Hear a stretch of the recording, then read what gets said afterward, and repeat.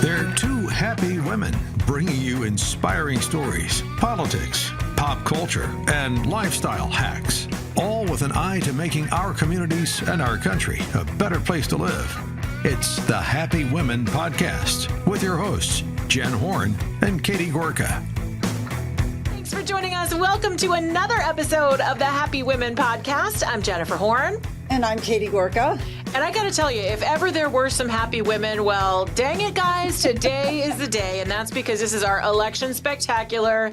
Election day just a few days ago. The results are in. President Trump is president 47, 45 and 47. He's so good. He had to have presidential title, do presidential numbers.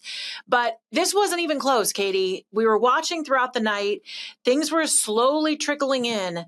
But once they called Pennsylvania, once they called Wisconsin, we knew that President Trump had it. And as we record this, they still haven't given him Arizona and Nevada yet, but he is winning in those states. I believe he will get them. And when you look at that electoral map, he ran the table and he won in all sorts of demographic groups. And most importantly, with the popular vote. And we got the results on election night. This is a win-win-win for all of us. Okay, before we move on and really exult in this win, can we just have a moment to talk about our anxiety on Tuesday night? Because I was so stressed. Can I play off of you for a second? So I got to let me just tell this story really quick, because on Tuesday during the show, I had this crazy sense of optimism. Like, okay, Trump's going to win, and he's going to win the popular vote. I said it on my morning show, but the more I said it, the more I was like, don't say it again. Just keep it to yourself because you don't want to get too ahead of your skis. I had a sales guy follow me out to my car. He says, what's going to happen? I said, we're going to win the Senate. I don't know about the House, but Trump's going to win. And he's like, are you sure you're just saying that? I said, no, I really feel it. I was feeling pretty good all day. And then at night, I go home, I'm watching the results come in, and I see Virginia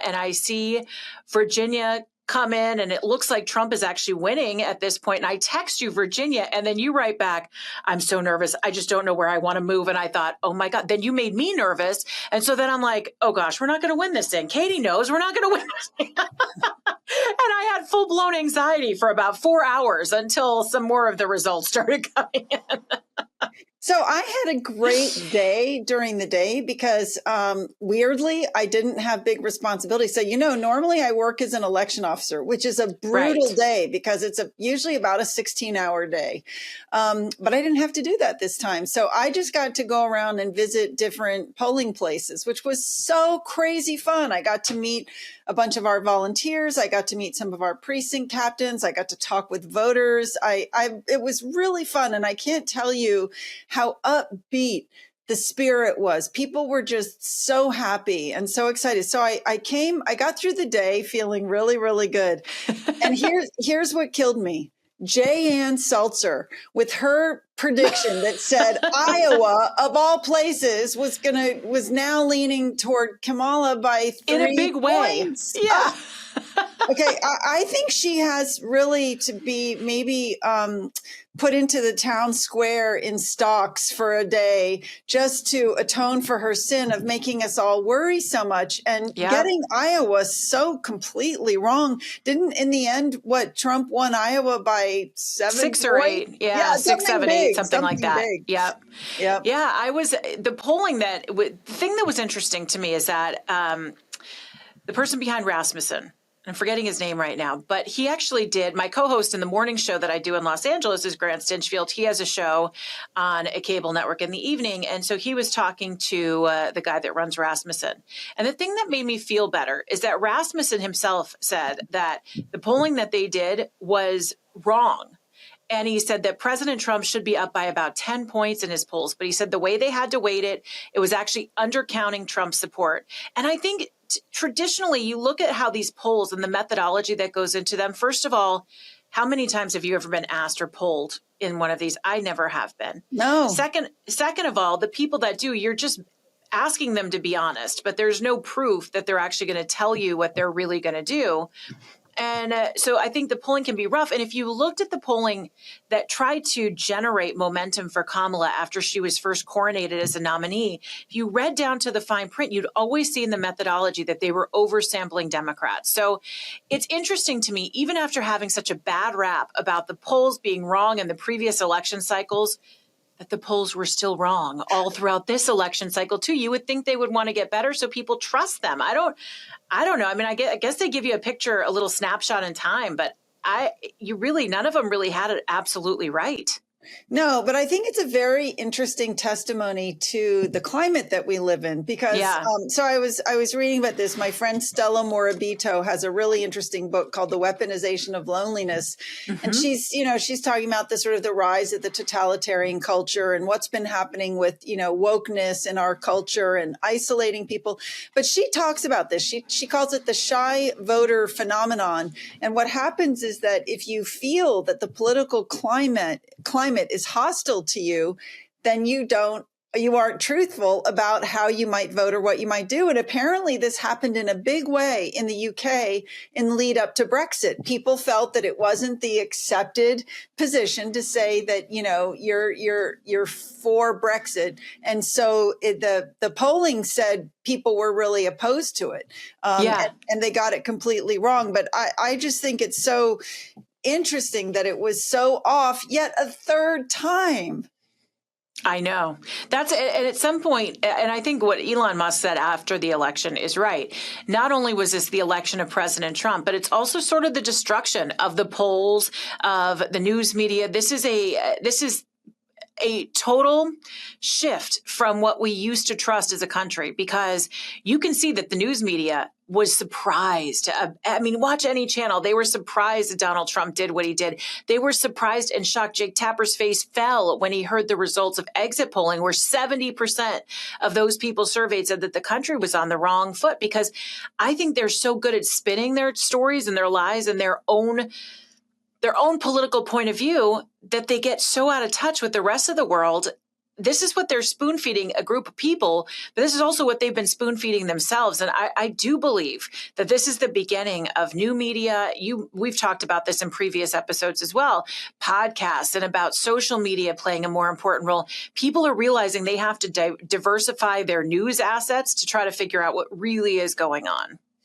But I wonder now what's going to happen to the legacy media. I honestly, I don't see how they have a future. I mean, I guess they do for that remnant of the disgruntled, grumpy, self-righteous, self-flagellating progressive left.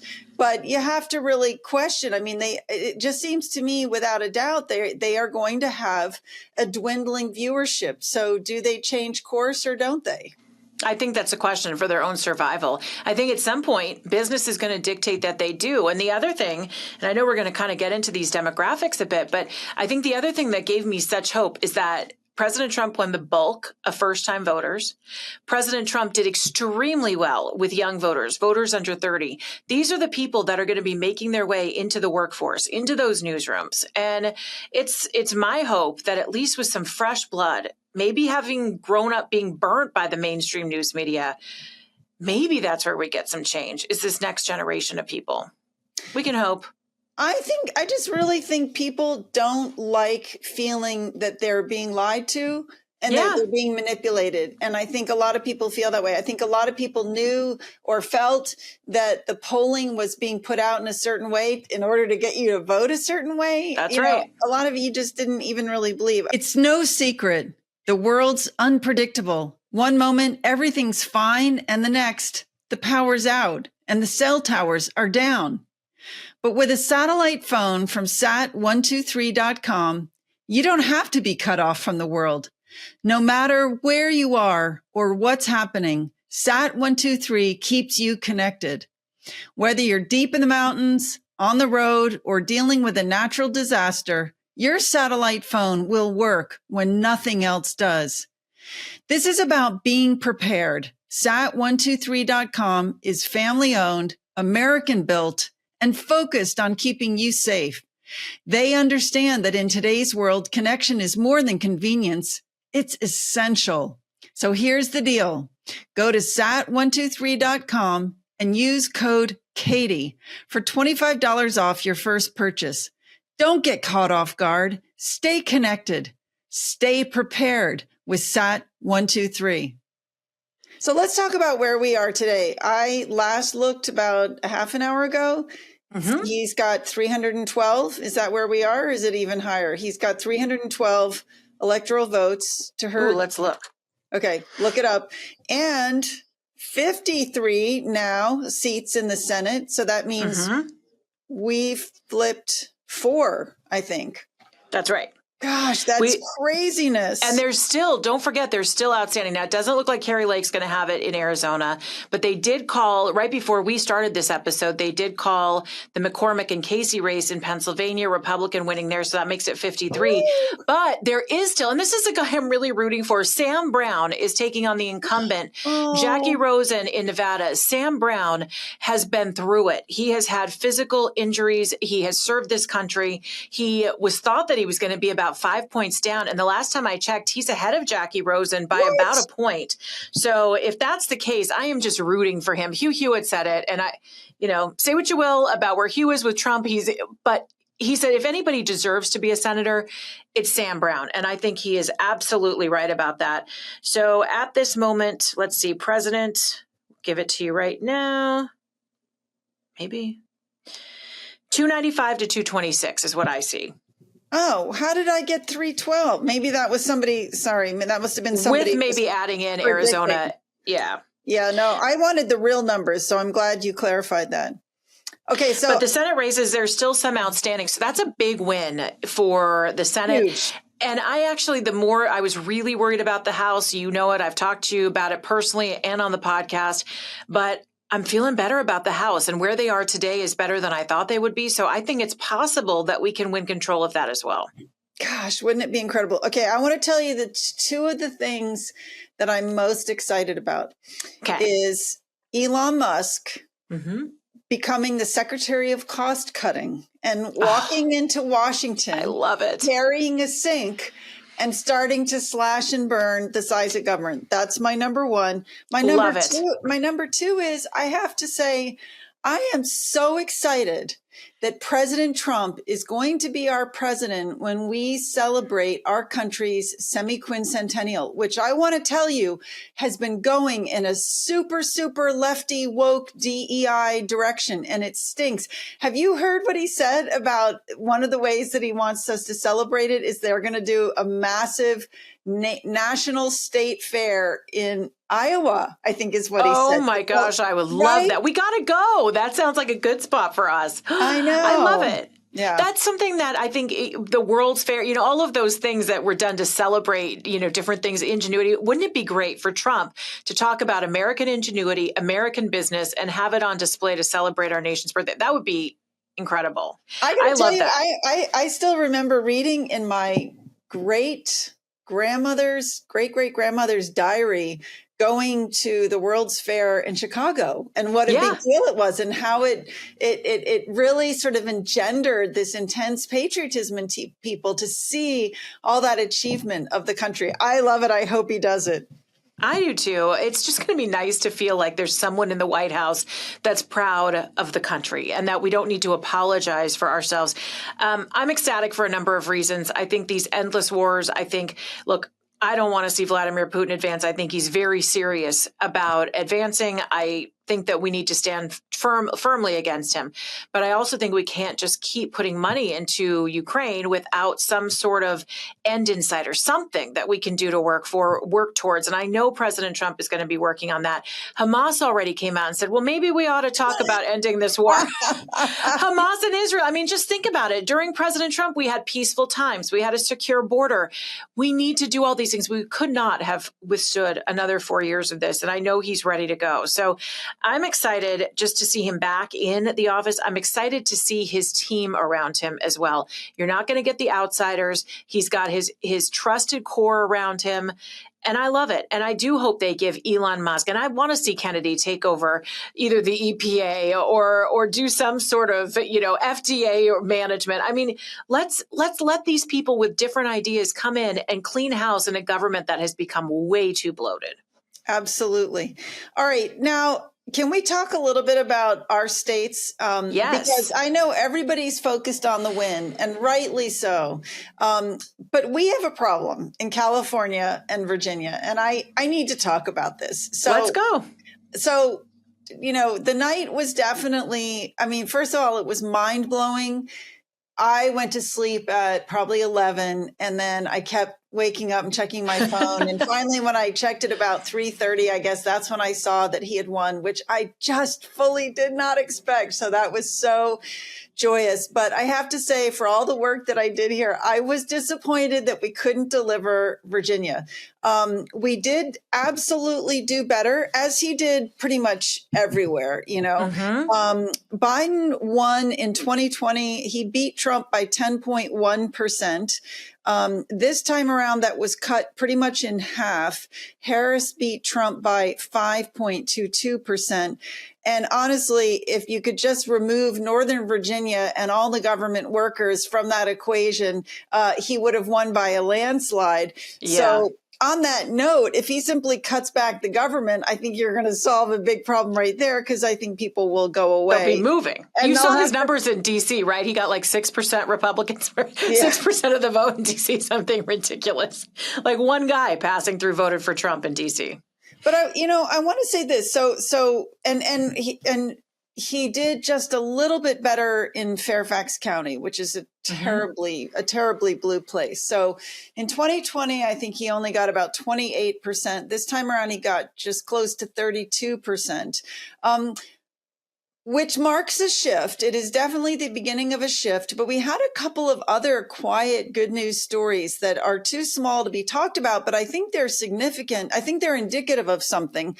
In two of our town council races, one of them, Fairfax City, a Republican won a seat on the town council. And then in Herndon, 3 conservatives, even though they're nonpartisan, but 3 conservatives all sort of campaigning on reform and a more conservative approach, they won. And that says to me, and Herndon particularly has a very, very big Hispanic population. So that says to me that this shift is deeper than just one election. And it seems like California, you're seeing something similar. It might not be racking up the big wins, but there's a shift. No? I've been asking for incremental victories. We're not going to change California overnight. It's crazy, crazy, crazy blue. And we're under one party rule. Democrats control everything, and Republicans haven't won statewide office in 20 years. So it's difficult, but you have to look for these incremental victories. And what I think, and believe me, I'm not taking anything away from Trump, the candidate. I think Trump was amazing this cycle, and I'm so proud to support him and have supported him since 2016. He makes me proud every day. But I also think that there is a sense of exhaustion from the people. The people saw what Biden and the Democrats have done. They are truly Marxists. You know this. They want to come into our lives. They want to come into our kids' rooms. They want to come into their classrooms. They want to get involved with sports. They want to get involved with our healthcare. And the government overreach, I think, from COVID on, has been a factor in this election. This is why I think so many groups woke up for the first time and maybe said, you know what, I'm going to vote for the Republican. That same fatigue, I think, is finally coming home to California. When you push the boomerang too far to the left, it's going to snap back. And it's starting to. That's what happened in the country, in California. We had some pretty good wins. And I'll even tell you, we have to put an asterisk by this, because in California, we're ridiculous and we count votes for 36 more days. So we will not get election results until December 1st. But that being said, today, and I just checked the numbers, in 2020, when it was all said and done, Biden had 63% of the vote. Trump had 34%. Today, and I think only 59 or 60% of the numbers are in, Kamala is at 57%, where Trump is at 40%. So he has brought that margin in, even in California. There were other really good pieces of news. So Adam Schiff, the worst thing about election night was that I'm going to have to start saying Senator Schiff, which I just can't do. But he won. He won handily. This is not a surprise. Steve Garvey was disappointing. He could have done a whole lot better. His strategy was to hide from conservatives and hope for the best. But wait, explain that to me. His strategy was to hide from conservatives? What does that mean? He wouldn't come on my radio show. Oh, he didn't go to any of the conservative spots. I hate it when they do that. It's such a mistake. They don't, exactly. They didn't want to get any of the conservative Trump stink on them, right? So he hid, and basically in the last month of the election ran ads in the Latino community, Spanish-speaking ads, because he thought since he was a baseball player that people would remember him and vote for him because he was a Dodger and a Padre. It's a stupid strategy.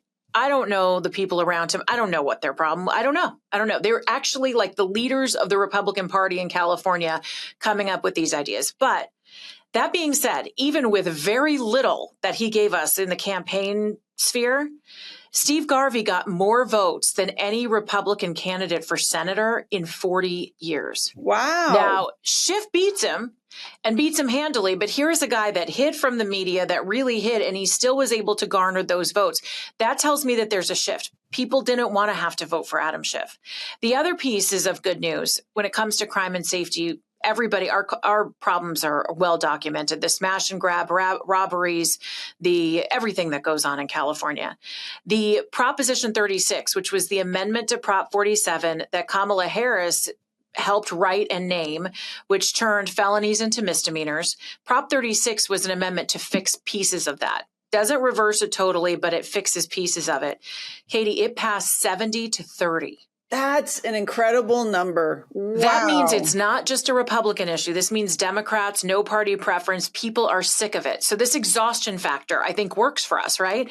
And then the other thing that I have to celebrate, well, I do believe that the new DA, kind of a flawed candidate, he came out and felt that he had to endorse Kamala Harris, even though he was an independent candidate. Nathan Hochman beat George Gascon and beat him by 25 points. Ugh, so Gascon, amen. Who's the worst of the worst, is gone.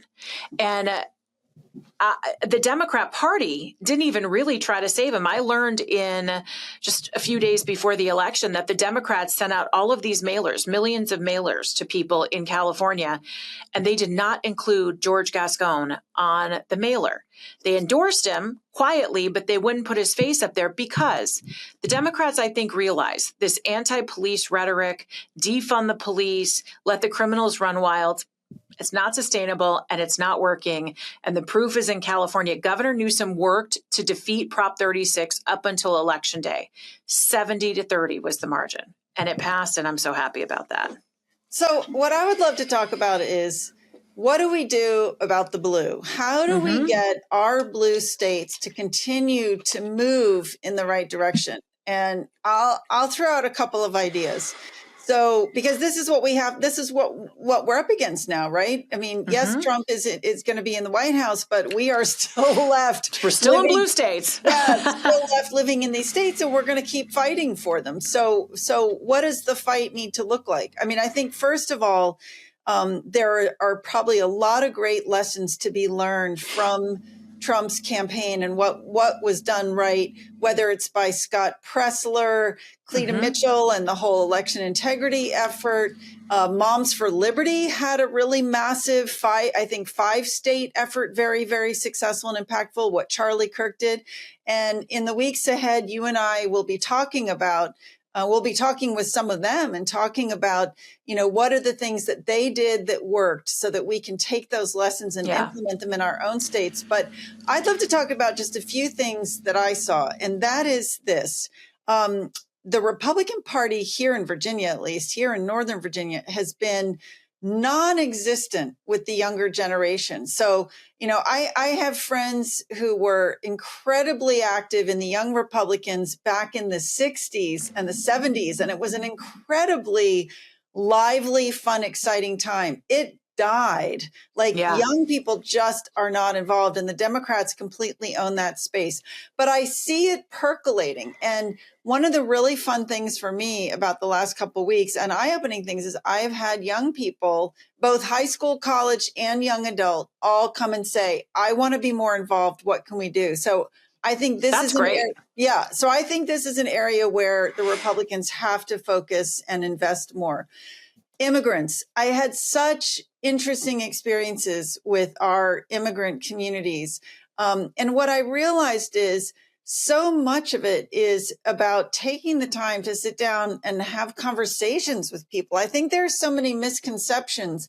We as Americans assume, I shouldn't say that as Americans, but as native born Americans, right? And probably, well, at least for me, I'm old enough to have been raised at a time when we were actually still taught history and civics. So we have a certain understanding of how things work. And, for those who have, for example, moved here from other countries, they don't necessarily have that. And so I think there's got to be we can't just run ads in foreign language press, right? It's not enough. Right. And we did some of that, right? And I think you have to do it, but it's not enough. I found where the most fruitful sort of change happened where there was real direct interaction, talking to people, the conversations that I had with people, and how to do more of that. But the last piece of this, and I think this is the real conundrum, are the moms who are like, at least here in Northern Virginia, who have kids, whether school age or even college, and maybe a little bit, that whole sector of women who are just like crazy left. Yeah. And how do you reach them and get them to think differently about things? It's a good question. And I think it's just going to take a lot of work. And I think a lot of shaping people, and we've talked about this before, is not being afraid to talk to people, share stories on social media, because a lot of times if we're looking at what happened in this election and you have a lot of women who are all of a sudden scared today after President Trump takes the White House, you know that we have to overcome a lot of fear mongering and misinformation. So I think, number one, just being open and being our own best spokespeople and not being afraid and shying away from talking about important issues, I think is huge. What I've seen in California as some lessons to take away, what really worked this time, is changing our mentality and actually playing by the rules that the Democrats have set. By doing early voting, I think California really gave Republicans an edge to be able to go out and harvest ballots that were already tracked. We knew who had voted. We were able to actually go and chase the vote. I also think that this showed us that when we work hard, we win elections. Republicans are very tied up with their families and their jobs, and for a long time just went out and would vote and hope for the best if we were lucky.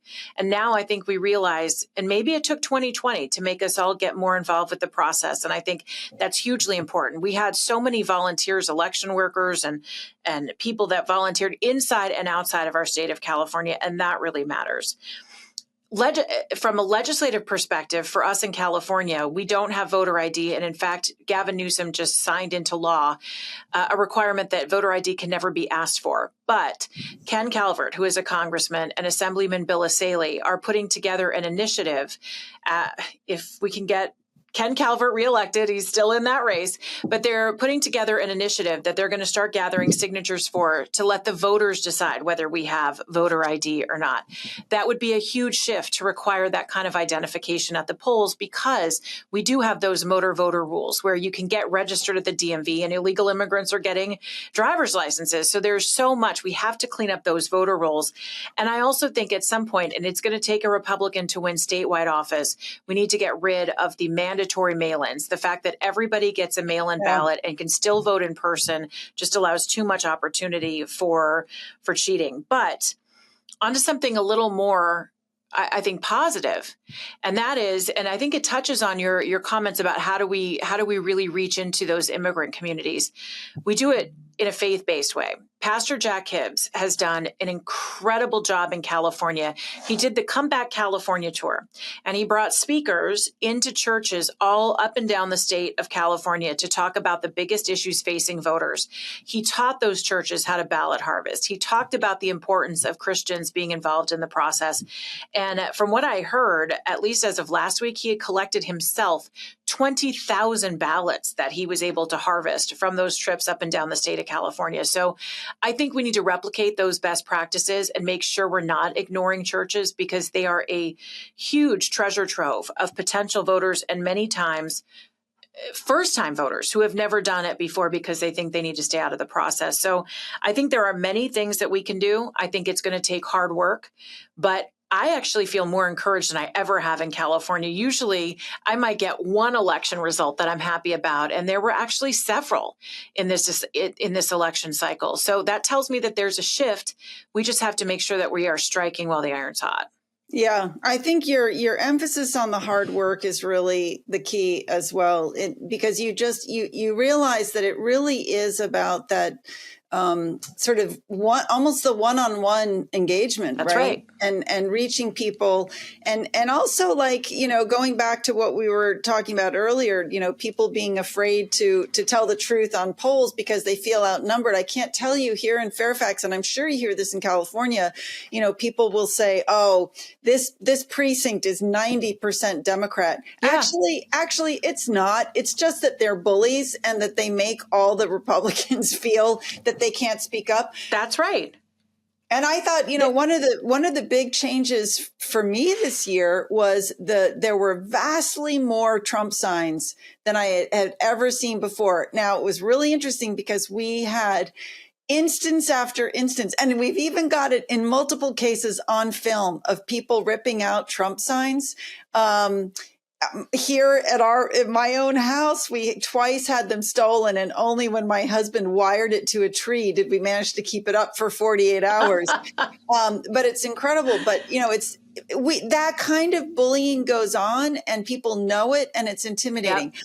I did not see any bumper stickers. I finally put one on my car, and everybody was like, "Oh, have you gotten keyed yet?" I never did, but I really think.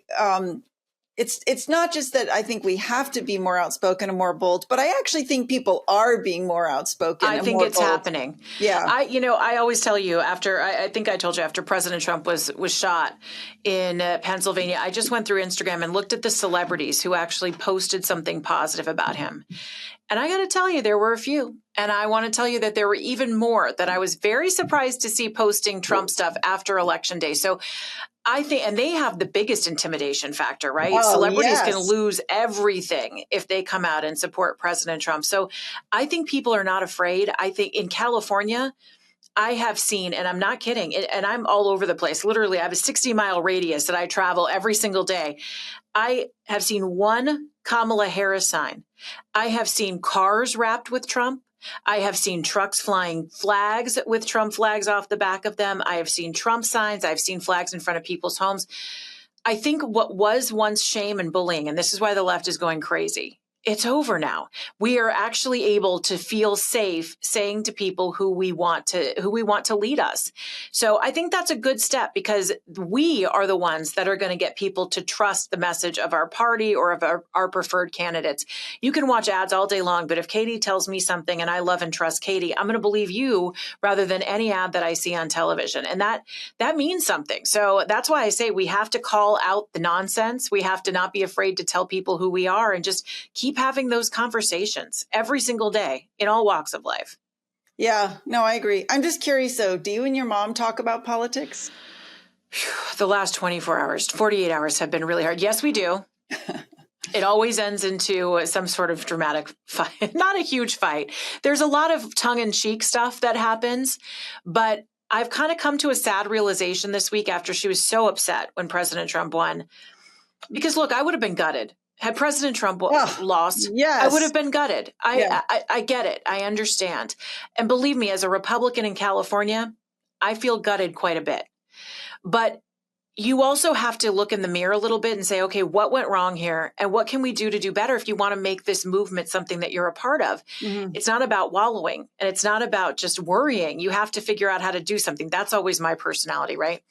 So I understand why people are sad. But the last few days, I usually will call her and check in before I go to sleep at night. Last night, it was a text message because I just couldn't do it. I couldn't hear it. So I would say we respect each other. We do not fight that much, but there are moments and there are days like this that are very, very difficult because I love her and she loves me, but it makes you wonder if a marriage could work with people who don't agree. I don't know. Get it. Yeah. I don't know how that works. I don't know. How about your family, though? You've got the same thing in your family, don't you? Yes, I do.